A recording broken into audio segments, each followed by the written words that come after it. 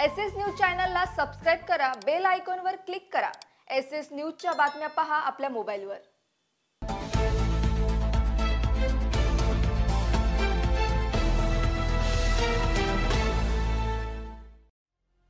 नमस्कार, मी Shilpa Baviskar. SS news मध्ये आपलं स्वागत आहे। चला तर मग जाणून घेऊयात आजच्या महत्त्वाच्या बातम्या।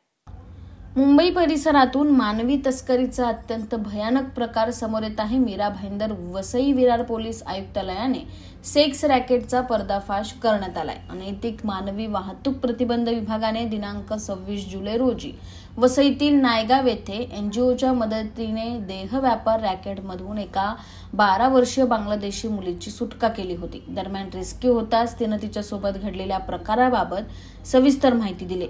मीरा भाईंदर वसई विरार पोलिसांच्या मानवी तस्करी विरोधी पथकाने आणि एक्सोड रोड इंडिया फाउंडेशन आणि हार्मोनी फाउंडेशन यांच्या मदतीने 26 जुलै रोजी ही कारवाई केली। या प्रकरणात आतापर्यंत 9 जणांना अटक करण्यात आली असून तपास सुरू आहे।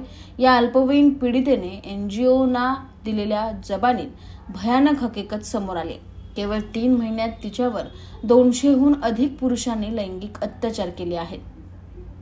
एक्सोड रोड इंडिया फाउंडेशनचे अध्यक्ष श्याम कांबळे यांनी माहिती दिल्यानुसार पीडिता ही एक शाळकरी विद्यार्थी आहे। एका विषयात ती नापास झाली, त्यावेळी आई वडील मारतील किंवा ओरडतील या भीतीपोटी तिने घर सोडलं।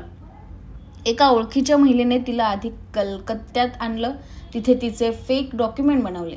त्यानंतर गुजरातच्या नाडियाड येथे आणलं, तिथे त्याला वृद्ध व्यक्तीने तिच्यावर अत्याचार केले, तिचे अश्लील फोटो काढले आणि त्यानंतर ब्लॅकमेलिंग करून तिला देह व्यापारात ढकललं। तिला मुंबईला आणण्यात आलं, त्यानंतर तिच्यावर अनेक ठिकाणी अत्याचार करण्यात आले। अद्याप किशोरावस्थेत न पोचलेल्या त्या निरागस मुलीला देह व्यापारातील राक्षसांनी तिचे बालपण हिरावून घेतले। एनजीओ आणि पोलिसांनी रेस्क्यू केल्यानंतर पीडित मुलीला उल्हासनगर येथील बाल कल्याण समितीच्या ताब्यात दिलं गेलं, तिथे तिच्यावर समुपदेशन करण्यात येत आहे। या प्रकरणात तपास सध्या नायगाव पोलीस करत आहे। त्यांनी आतापर्यंत यात 9 आरोपींना अटक केली आहे आणि त्यात 2 महिला आणि 7 पुरुष दलाल आहेत। या प्रकरणातील सर्व आरोपींना अटक करून त्यांच्यावर कठोर शिक्षा करण्याची मागणी एनजीओने केली आहे। एसएस न्यूज चॅनलला सबस्क्राइब करा, बेल आयकॉनवर क्लिक करा।